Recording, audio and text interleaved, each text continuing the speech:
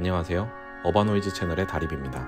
오늘 영상에서는 브랜드 만드는 남자라는 최근 디자인 쪽으로 굉장히 핫한 분을 초대를 해서 같이 인터뷰를 나눠보려고 합니다. 영상을 시작하기 전에 한 가지 공지가 하나 있는데요. 제가 예전에 올린 파리에서 디자이너가 되기까지 영상을 보고 되게 많은 분들이 DM이나 댓글로 제 유학생활에 대한 질문을 보내주시더라고요. 조금 더 디테일한 얘기를 듣고 싶다든지 포트폴리오는 어떻게 준비했고 프랑스 학교에서는 왜 쫓겨났는지 등등. 근데 이런 세세한 것들에 대해서 영상을 따로 만들어서 얘기하기는 좀 그렇고 차라리 제가 지금까지 밟아온 과정들을 글로 한번 정리를 해보면 좋겠다라는 생각이 들었어요. 그래서 최근 브런치에 제가 맨 처음 프랑스에 오게 된 과정부터 지금 핀터레스트에서 브랜드 디자이너로 일하기까지의 과정을 생생하게 글로 쓰고 있습니다. 만약에 이런 제 이야기에 좀 관심이 있으신 분들이 있으시다면 아래 링크를 달아놓을 테니까 한번 제 글을 천천히 읽어보시면 도움이 되실 것 같습니다. 네, 공지는 여기까지고요. 그럼 영상 시작하겠습니다. 그러면은 시작을 해보겠습니다. 반갑습니다. 근데 진짜 반갑다. 야, 얼굴 본 거는 진짜 오랜만이다. 그러니까요. 이렇게 다시 뵙게 돼서 너무 반갑고 좋은 얘기를 또 오늘 듣고 싶어서 이렇게 이 자리를 제가 만들었습니다. 도움이 될지 모르겠지만 한번 잘 얘기해볼게요. 네, 제 구독자분들을 위해서 한번 자기소개를 간단하게 해주시면 좋을 것 같아요. 안녕하세요. 저는 한국에서 서울에서 브랜드 디자인 회사인 레이어라는 회사를 운영을 하고 있고요. 지금 브랜드 만드는 남자라는 국회 그런 캐릭터를 만들어서 인스타그램이랑 유튜브, 브런치 다양한 곳에서 브랜딩에 대한 이야기를 전하고 있습니다. 네, 반갑습니다. 제가 형을 인터뷰를 하게 되면서 어쨌든 형은 자기 디자인 에이전시를 운영하시고 계시고 부만남이라는 부캐로서 브런치에서 이제 글로도 활동하고 계시고 또 인스타그램에서도 여러 가지 브랜딩 얘기를 하고 있고 되게 많은 분야가 있기 때문에 이거를 한 꼭지로 어떻게 정리를 할까 생각을 하다가 결국에는 형이 하고 있는 모든 활동들이 브랜딩이라는 어떤 그런 키워드로 정리가 되는 것 같아요. 그래서 회사에서 주로 이제 하시는 프로젝트도 이제 다른 기업의 또는 클라이언트들의 브랜딩을 하시는 작업이시고 또 요즘은 본인을 이제 약간 퍼스널 브랜딩을 하시면서 활동을 하시고 계시기 때문에 형이랑 이제 좀 브랜딩에 대해서 심도 있게 이야기를 나누면 좋을 것 같아요. 디자인 스튜디오 창업한 지는 올해로 11년 차가 됐고요. 레이어라는 이름을 쓰기 시작한 건 한 7, 8년? 그러면은 이제 거의 10년 넘게 일을 하시면서 본인 나름대로 되게 브랜딩에 대한 어떤 철학이라든지 철칙 같은 것도 많이 세워지셨을 것 같은데 주황이 형이 생각하는 어떤 브랜딩의 정의라든지 또는 개인적으로 갖고 계신 어떤 철학이 있으시다면은 얘기를 해주시면 좋을 것 같아요. 브랜딩을 정의한다는 건 너무 어려운 일인 것 같고 감히 내가 정의를 하면 안 된다고 생각은 하지만 그거를 나도 좀 되게 잘 정리를 하고 싶었어. 브랜딩이 뭔지에 대한 이야기를 물어보는 사람들도 있고 지금 이렇게 그래서 정리를 잘하고 싶어서 고민해서 나왔던 나의 생각은 브랜딩은 어쨌든 브랜드가 되어가는 모든 과정을 얘기하는 건데 어떤 브랜드의 기억을 만드는 일이라고 생각을 하고 있거든. 예를 들면 부만남이라는 애를 브랜드화하고 있는데 부만남이 어떻게 기억됐으면 좋겠는지를 내가 기획을 하고 설정을 하고 그런 것들을 만들어가는 전체적인 모든 과정 그걸 브랜딩이라고 이제 생각을 하고 그래서 우리 회사에서 하는 일은 기업들이 만들어가는 그런 브랜드들의 기억을 만드는 거에 집중을 하자 이렇게 포커싱을 하고 있고 우리 회사 이름이 레이어인 이유도 그런 기억을 만드는 거는 사실 한순간에 만들어진다고 생각하진 않고 다양한 경험들이 여러 번 쌓이는 동안에 어떤 일관된 맥락이 있을 때 그게 기억이 된다라고 이제 요즘 표현을 하고 있는데 그래서 그 경험이라는 걸 뭔가 하나의 맥락으로 잘 쌓으면 겹쳐지는 게 점점 더 선명해지고 기억이 뚜렷해지는데 얘를 산발적으로 쌓거나 아니면 어떤 맥락이 없이 이상하게 쌓으면 겹쳐진 영역이 많지 않으니까 기억도 제대로 남지 않는다 이런 식으로 표현을 많이 하고 있고 그게 뭐 정의라면 정의고 회사로서의 철칙이라면 그 정도인 것 같아요. 그 얘기가 저도 되게 공감이 가는 게 사실 저는 이제 브랜딩을 한다는 어떤 과정 자체가 서비스나 어떤 기업을 이용하는 사람들의 입장에서 생각해 봤을 때 어떤 경험을 전달해 줄 것이냐를 결국엔 고민하는 일이라고 이제 생각을 했거든요. 예를 들면 우리가 뭐 식당 같은 데 가서도 그냥 음식이 맛있고 뭐 공간이 좋은 그런 식당은 너무나도 많지만은 뭐 메뉴 하나하나에도 되게 세심한 어떤 그런 배려들이 들어있고 어떤 음식이 나오는 어떤 순서라든지 그 자리에 앉았을 때 앉는 순간부터 이제 계산하고 나가는 순간까지 어떤 경험하게 되는 그 과정이 정말 디테일하게 잘 된 식당을 봤을 때 우리가 브랜딩이 잘 된 식당이라고 얘기를 하잖아요. 근데 워낙에 너무 이제 브랜딩을 잘하는 곳이 너무나도 많다 보니까 성수동이나 뭐 이런 데 가보면은 진짜 한 가게 옆에 또 잘하는 가게 있고 또 그 옆에 또 잘하는 가게 있고 그러잖아요. 그러다 보니까 어디를 가도 좋은 경험을 하게 되는 거예요. 여기도 브랜딩 잘 돼 있고 여기 저기도 잘 돼 있고 결국에는 거기서 얻게 되는 포인트는 그 수많은 어떤 잘 돼 있는 브랜딩 가게 중에서 어디가 내 기억에 남았냐 그 포인트인 것 같거든요. 근데 사실 그게 또 어렵기도 한 게 수많은 어떤 경쟁사들 사이에서 또 어떤 기억의 포인트를 갖고 가게 할 수 있냐가 되게 어려운 것 같아요. 그런 거를 좀 이제 프로젝트를 진행을 하실 때 팁이라든지 아니면 좀 이렇게 하면 이게 좀 더 잘 풀리더라라는 혹시 그런 노하우 같은 게 혹시 있으실까요? 일단은 브랜드를 만들고 있는 사람들, 기업이라고 치면 기업에 있는 구성원들 혹은 기업을 창업한 창업주, 그런 사람들의 이야기에 좀 집중을 먼저 하고, 그걸 만들어가는 사람들이 어떤 사람들이고 어떤 DNA를 갖고 있는지를 먼저 파악을 하고, 사실 나는 힌트는 거의 다 있다고 생각하거든. 없는 거를 붙이거나 하는 것보다는 있는 거를 잘 찾고 발견하고 정리하는 게 우리 역할이라고 생각을 해. 그래서 그걸 하기 위해서 인터뷰도 하고 설문도 하고 그런 프로세스를 통해서 너희들이 생각하는 너희는 누군지, 그리고 너희가 왜 이 브랜드를 만들었게 됐는지, 그렇게 돼서 이제 그 단체나 그 집단들이 어떤 사람들인지 좀 먼저 파악하는 게 1번. 두 번째는 그렇게 되어 있는 사람들이 어떤 고객을 만날 것인지를 잡는 게 뭐 2번. 순서는 그렇게 중요하진 않다고 생각하지만 보통 그렇게 순서로 가고, 이제 우리가 누군지 좀 알았다면 우리가 만나야 될 고객이 누구인지를 우리가 명확하게 알거나 혹은 타겟하는 고객이 있도록 명확하게 그리거나 그거를 잘해야 되는데, 내가 겪어왔던 많은 기업들 중에 제일 어려워하는 기업들이 그 지점인 것 같거든. 거기서 많이들 하는 실수나 착각하는 것 중에 하나는 많은 사람들 만나고 싶은 거지. 이 사람도 만족시키고 싶고 저 사람도 만족시키고 싶고, 그게 본연에 다 깔려있고 그렇게 해야지 많은 매출이 일어날 거고 더 많은 사람한테 팔리지 않겠어라는 게 사람 심리적으로 당연하게 들어있는 건데, 특히 대기업으로 갈수록 더 이제 그게 심해지죠.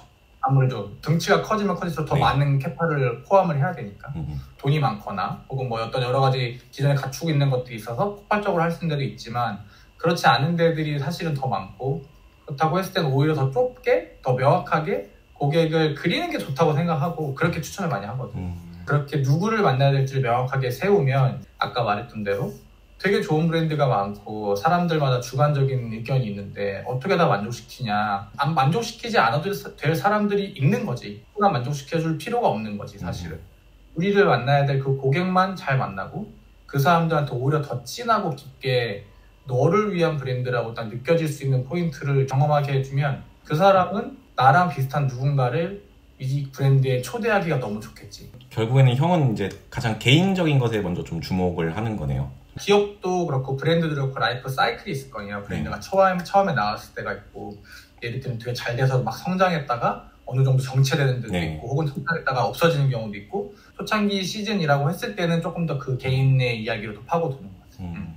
근데 저는 되게 그게 멋있는 접근이라고 생각을 하는 게, 보통 우리가 브랜딩을 딱 작업한다라고 하면은 일반적으로 생각하는 프로세스는 레퍼런스를 먼저 찾잖아요. 그러니까 뭐 비엔스든 뭐 핀터레스트든 가서 이제 IT 회사를 브랜딩 한다고 치면은 다른 IT 회사들은 어떤 식으로 브랜딩한 예시들이 있는지 먼저 외부적인 부분을 찾아본 다음에 이제 그거를 여기랑 이제 맞추려고 하는데, 형은 일단 내부적인 어떤 스토리에 먼저 집중을 하고 시작을 하는 거잖아요.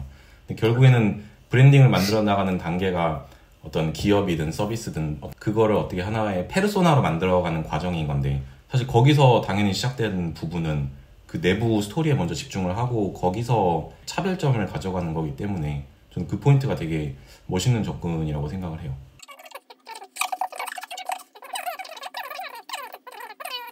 이제 뭐 회사에서 이렇게 브랜딩 프로젝트 작업하신 것도 많지만은 또 형이 지금 이제 개인적으로 하시고 계시는 퍼스널 브랜딩 이제 부캐 인스타 계정, 요즘 이제 또 팔로워를 많이 유치를 하셔가지고 여기저기 이제 좀 많이 인터뷰도 하시고 하는 걸로 알고 있는데, 그것도 같이 소개를 해주시면 좋을 것 같아요. 이게 이제 제 계정, 이 인스타그램이 5.4만 정도 되는 팔로워를 보유를 하고 있는데, 이거를 하기 전에 브런치, 유튜브, 블로그 다양한 걸 시도를 많이 했었고요. 하려고 시작했던 이유는 고민하면서 봤던 다양한 디자인 회사들을 보면 대표하는 되게 멋있는 디자이너들이 꼭 있더라. 그 사람이 운영하는 디자인 회사가 멋있어 보이고 잘한다는 생각이 들고 신뢰를 얻었기 때문에 그 디자인 회사들이 더 잘 된다는 생각을 했었고, 그걸 하기 위해서 이제 시작했던 것 같아요. 거의 작년 시작했을 때 한 1,000몇 명 정도였는데 연말에 됐을 때 거의 5만 원 딱 찍고 올해로 넘어왔거든요. 사실 인스타그램을 통해서 뭔가 당장 저희한테 프로젝트가 온다거나 그러는 것보다는 미팅을 하거나 하게 됐을 때 저를 알고 있는 사람을 만나게 되는 경우가 이제 생기는 거죠. 그 전에 저를 아예 모르는 사람을 만나서 나를 알리고 나를 설득시켰던 그런 과정들이 얘를 통해서 많이 줄어들었어요. 그래서 사실 그게 되게 좋은 영향 그리고 좋은 효과 중에 하나고, 처음에는 이제 1,000명 구독자 정도에서 이제 유지를 하시다가 갑자기 딱 성장을 하게 된 어떤 포인트 부분이 뭐라고 생각하세요? 왜냐면은 저도 이제 인스타 피드를 보면은 이런 뭐 브랜딩이라든지 마케팅이라든지 그거에 대해서 이런 큐레이션을 해주는 채널은 되게 많다고 느끼는데, 그렇죠. 그럼에도 불구하고 극적인 성장을 이루실 수 있는 본인 개인적으로 이런 포인트가 잘 먹힌 것 같다라고 생각하는 부분이 있으실까요? 네. 일단은 저도 추측하는 거긴 한데, 그쵸. 네. 일단은 제가 이 지금 피드가 나름 이렇게 표지가 잘 정리가 되어 있는데 네. 또 밑으로 가면 아예 표지가 없는 시기가 또 있어요. 그냥 대충 캡처해갖고 더 밑으로 가면 이렇게 되게 예쁘게 피드 정리하면서 이거 하나하나 이 카드 뉴스를 되게 빡세게 한 적이 있었어. 뭔지 알지? 그러니까 이렇게 해야 일한 것 같고 새해 계획하는 것처럼 초창기에는 뭔가 딱딱딱 정리되는 것처럼 이제 시작하다가 중간에 가면은 러프하게 풀어지고 그러면서 이제 또 다시 방향성이 잡히는. 사실은 이제 이렇게 멋있게 만드는 걸 하다 보니까 어느 순간 얘를 하기가 너무 버거워지는 귀찮죠. 네. 너무 하기 싫어지는, 생각만큼 팔로워가 많이 늘지도 않고 초반이니까 그럴 때 힘을 너무 많이 빼가지고 어느 정도에는 약간 멈췄던 때도 있었고요. 그러다가 그냥은 아니고 되게 오랫동안 고민하다가 보니까 디자인 안 하고도 잘 키우는 계정이 있는 걸 발견을 하게 되고, 디자이너로서 되게 타협하기 힘든 부분인데 맞아, 그 벽을 잘 깨셨네요. 근데 이렇게 넘어섰던 게, 나는 이렇게 넘어서고 나서 되게 자주 올리면서 느꼈던 것 중에 하나는 확실히 인스타그램은 빈도가 중요하다는 걸 이제 느꼈어. 뭔가 이미지가 좀 대충이라는 생각은 들었지만 그래도 내가 하려는 이야기에 대해서 내가 생각한 게 있었기 때문에 그 이야기 안에서 좀 연결되는 지점들로 쭉 올리는 작업을 해봤던 거고, 그러다 보니까 자주 올리게 되고 자주 올리면서 오는 성장하는 게 있다는 걸 느끼게 된 거지. 하지만 이제 그 내용들을 정리하고 내 소감들을 남기고 하는 것들은 계속 했었어. 이런 어떤 정리하는, 내 생각을 정리하는 과정을 통해서 결국은 나는 이렇게 쌓였던 것이 내가 컨텐츠를 생성하는 그 습관을 만들게 됐던 것 같고, 여기가 이제 1,000명이 됐던 시점, 습관이 잡혀진 다음에는 아무리 그래도 디자이너 피드로서 너무 못생겼다, 이제 그게 결국 다시 올라와서 꼼수를 부린 게 표지만이라도 디자인을 좀 해보자, 이렇게 된 거지. 그러면서 이제 표지를 만들기 시작했는데 사실 그 지점부터 이제 터져. 이거 아마 보면 여기 지금 보면 좋아요가 60개, 58개, 70개 이 정도면은 그래도 괜찮았다 했는데 중간에 릴스를 한번 올리고 그 다음에 나왔던 게 갑자기 좋아요가 200 몇 개로 확 점프하는 게 보이거든. 그리고 나서부터 이거 뭔가 흐름이 온 것 같다 라고 하면서 조금 더 후킹 될 만한 내용들을 좀 했던 것 같아. 너무 신기한 게 되게 러프한 포스트에서 딱 정리된 포스트로 넘어가는 순간부터 진짜 확 바뀌네요. 이 지점에서는 릴스라는 게 내가 봤을 땐 한몫을 했던 느낌이 나고, 그게 이제 그래서 요즘에 내가 사람들한테 강의하고 할 때 조금 정체됐을 때는 이 형태를 좀 바꿔보라는 얘기 하거든. 그러니까 이미지만 맨날 올렸다면 영상을 좀 올려본다거나, 아니면 영상 릴스만 계속 올렸다면 뭐 이미지 카드 뉴스를 좀 올려본다거나, 이런 시도를 통해서 약간 알고리즘의 새로운 길을 약간 트는 이런 느낌이라는 이제 추측이야. 이런 것들을 통해서 이제 갑자기 터지는 그런 순간을 좀 경험을 했고, 이제 그 다음부터는 내가 이제 테스트를 하기 시작했어. 어떤 카피를 처음에 쓰면 사람들이 더 많이 보는 건지, 어떻게 쓰면 안 보는 건지, 이런 걸 좀 테스트하게 됐고, 그리고 되게 중요한 게 첫 이미지에서 느껴지는 어떤 이미지라든가 그 카피에서 오는 궁금증을 유발하는 그런 것들이 얼마나 중요한가를 여기서 느끼게 되거든. 그런 것들을 이제 경험하면서 쌓이면서 빈도가 중요하고 처음 썸네일과 첫 이미지, 첫 카피가 얼마나 중요한지를 깨달아 가면서 어떤 멘트, 어떤 단어를 쓰면 조금 더 궁금해하는지 뭐 이런 걸 테스트하게 된 것 같아요. 요즘에는 점점 내가 직접 만들게 되는 콘텐츠라든가 내가 직접 경험한 것들을 바탕으로 하는 이야기들로 조금 더 또 발전이 되고 있어. 뭐 나름 오리지널리티한 콘텐츠로 하려고 이제 또 시도를 하고 있죠. 한국에 되게 핫한 공간을 되게 많이 가보실 것 같은데 저는 어쨌든 여기 파리에 있으니까 1년에 한 번씩 그냥 한국에 들어가서 아, 요즘은 이렇구나 한번 이제 트렌드를 그냥 싹 훑고 돌아오는 시기인데 최근에 이제 좀 돌아다니면서 느끼셨던 한국의 어떤 브랜딩적인 트렌드나 또 요즘은 또 이런 부분이 또 아쉽기도 하고 또 이런 부분이 또 되게 흥미롭기도 하고 그런 부분들이 혹시 있으면은 얘기를 해주실 수 있을까요? GFFG라는 회사가 있는데 거기 안에서 노티드나 다운타우너나 이렇게 F&B를 엄청 잘하는 국내 회사가 있고 거기가 최근에 알토스 벤처스에서 300억 투자받고 뭐 하는 데가 있어. 근데 거기도 그 브랜드에 나는 감도라고 표현하는 아까 말했던 그 매장을 들어가서 처음에 겪었던 그런 느낌부터 나올 때까지 느낌, 뭐 메뉴를 어떻게 구성하는지 이런 것들 디테일이 되게 꼼꼼하게 하는 데가 딱 거기에 있다고 생각하는데 최근에 거기서 이제 소개를 받아서 압구정 맨션이라고 해서 이제 토크 살롱 같은데 출연도 하게 됐고 그러면서 듣게 됐는데 그 GFFG의 이준범 대표님이 디테일 엄청 중요하게 생각한다. 그리고 어떤 브랜드가 하나 런칭을 해도 바로 오픈하지 않고 가오픈 기간을 엄청 길게 갖는 거야. 자기들끼리 이게 맞는지 아닌지 메뉴 계속 바꾸고 테스트도 하고 그리고 그러는 와중에 공식적으로 마케팅을 절대 안 하고 어느 정도 완성이 됐다고 생각해야지 그때서부터 마케팅을 펼치는 그런 되게 디테일한 그런 거를 많이 한다고 하더라고요. 그래서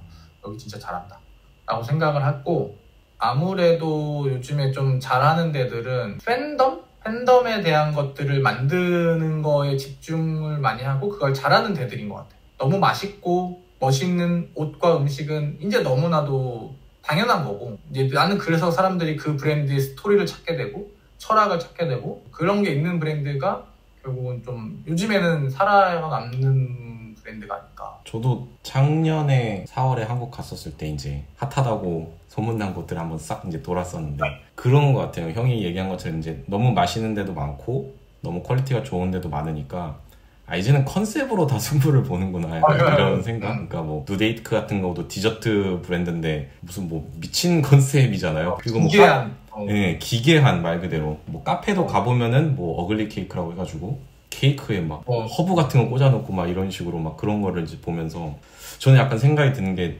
이 얘기를 하면 너무 노땅 같아 보일지 모르겠는데 한때 우리나라에 엽기가 되게 현상이 있었잖아요. 엽기 트렌드. 그래서 인터넷을 뭐 필두로 이제 온갖 엽기적인 밈들, 뭐 영상들, 그런 이미지들 막 엄청 이제 거기에 화제가 됐던 적이 있었는데 그걸 다시 보는 느낌인 거예요. F&B나 또는 어떤 매장의 컨셉 같은 것들이 여기서 뭔가 엽기적인 기괴한 것들을 줘가지고 뭔가 이제 집단적 충격을 주려는 약간 그런 느낌으로 가는 거예요. 또 그게 아까 형이 말했던 또 어떻게 기억을 확실하게 딱 새기려는 그런 방향일 수도 있고 그래서 이제 그런 포인트가 이제 재밌었고 근데 동시에 이제 한편으로는 과연 이런 기괴한 컨셉만큼 그 제품의 퀄리티가 따라오느냐라는 질문점도 생겼어요. 저는 어쨌든 프랑스에 있으니까 빵이든 뭐 디저트든 정말 전통적으로 오랜 헤리티지를 가진 그런 매장들이잖아요. 그동안 쌓아왔던 그런 것들을 가지고 있기 때문에 그래서 굳이 더 독특한 컨셉을 굳이 하지 않아도 얘들은 쌓아진 자산이 있기 때문에 이제 그렇게 가는 건데 과연 이렇게 컨셉으로 때리면서 헤리티지와 맛은 보장이 되는 건가라는 질문은 계속 갖고 있는 것 같아요. 나도 그게 참 아마 그 브랜드들도 아마 고민하고 있는 영역이 아닐까 추측해보는 거고 비슷한 얘기를 많이 하는 게 그래서 젠트몬스터의 대표적인 안경 뭐 있어? 잘 안 떠오르는 것 같기도 해. 네. 레이벤 안경 딱 그 형태도 있고 네. 뭐 톰 포드라는 브랜드가 갖고 있는 섹시한 이미지라든가 뭐 그런 것들이 있고 그런 거는 떠오르는 게 있는데 젠트몬스터 하면 그럼 뭐가 확실히 떠올라냐고 했을 때 답을 못하는 경우도 있지 않느냐라고 얘기하는 사람도 있더라고. 그게 어떻게 보면 말했던 정말 제품, 품질, 정말 명확한 그런 것들 없이 혹은 너무 껍데기만 만들고 있는 게 아닌가라는 거를 뭐 그런 것들에 대한 얘기를 하는 사람도 있는 것 같아.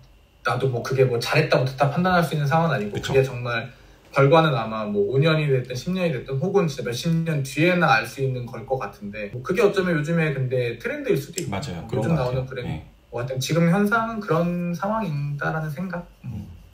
알겠습니다. 그래. 마지막으로 딱 2가지 질문을 더 드릴게요. 첫 번째 질문은 제 구독자분들 중에서도 디자인이나 이런 쪽으로 하시는 분들이 많아서 브랜딩에 대해서 관심이 많으시거나 또는 좀 아트 디렉팅 이런 쪽으로 어떻게 하면 방향을 잘 잡아갈 수 있을지, 어떻게 하면 좀 더 잘할 수 있을지 현업에 계신 디자이너로서 팁을 줄 수 있으시다면은. 시대가 진짜 빠르게 변하고 있는데 맞아요. 만약에 이제 나는 디자이너들한테 얘기를 한다고 생각을 해보면 미드저니 이런 거 나오고 막 챗 GPT 나와가지고 그림마저도 막 AI가 되게 퀄리티 높은 그림을 막 그려주는 시대까지 왔단 말이야. 정말 이거 내가 안 그려도 될 정도의 그런 것들이 막 생겨나니까 맞아요. 그런 것들은 점점 발전할 수밖에 없고 우리는 이제 결국은 디자이너가 나는 손이 되는 영역을 빨리 벗어나야 된다고 생각하거든. 손으로서의 나의 역할을 뭔가 다 하겠다 이걸로 끝을 보겠다고 하지 말고 기획이라든가 아니면 사람 간의 커뮤니케이션이라든가 이런 쪽으로 집중을 해야 된다고 생각하고 그게 브랜드나 브랜딩을 할 때도 연결이 되고 조금 더 브랜딩을 하는 디자이너한테 얘기해주고 싶은 건 좀 비즈니스적인 거나 사업적인 거에 대한 공부. 브랜딩 일을 하다 보면 결국은 그걸 모르면 안 되는 지점이 온단 말이야. 우리는 클라이언트를 만나기 때문에 더 클라이언트들의 사업에 대한 걸 이해하고 우리가 디자인하는 회사인 거랑 뭐 사업 어떻게 되는지도 모르겠고 뭐 비즈니스는 잘 모르겠는데 우리는 예쁘게 만들 수 있어로 가는 회사는 아마 지속성에서 봤을 때 사업을 이해하는 데가 더 오래 갈 수 있을 거라는 생각이 들잖아. 그런 쪽에 공부를 좀 했으면 좋겠다가 제일 큰 것 같아. 그런 데서 시작된 실마리를 통해서 디자인이 어떤 스타일이나 방향이 나올 수 있는데 그런 것들을 모르고 그냥 내가 좋아하는 컨셉 이게 요즘에 트렌드라는 걸 아무리 붙여봤자 그건 뭐 당장은 예쁘게 뭐 나올 수 있지만 지속적으로 그 비즈니스랑은 맞지 않는 껍데기를 줄 수 있는 거니까. 되게 중요한 포인트를 말씀해 주신 것 같아요. 사실 좀 가장 위험한 디자이너는 디자인에만 갇히는 디자이너라고 생각을 하기 때문에 말씀하신 것처럼 사업적인 부분들, 마케팅적인 부분들, 또는 AI적인 그런 IT적인 트렌드들 그런 것들이 갖춰졌을 때 진짜 디자이너로서 성장을 할 수 있는 거지 이쁜 걸 만들 수 있는 디자이너는 이제는 정말 한계가 많이 보이게 되는 것 같아요. 끝난 것 같아요. 솔직히 끝난 것 같고 그런 포인트가 중요하다는 생각입니다. 좋습니다. 그래서 오늘 얘기 너무 감사드리고 잘 준비해 주셔서 정말 감사합니다. 6,000분의 많은 이제 구독자 분들에게 조금이라도 도움이 됐으면 좋겠고 너무 큰 도움이 될 것 같습니다. 3,000명도 안 되는 제 유튜브에도 놀러와 주세요.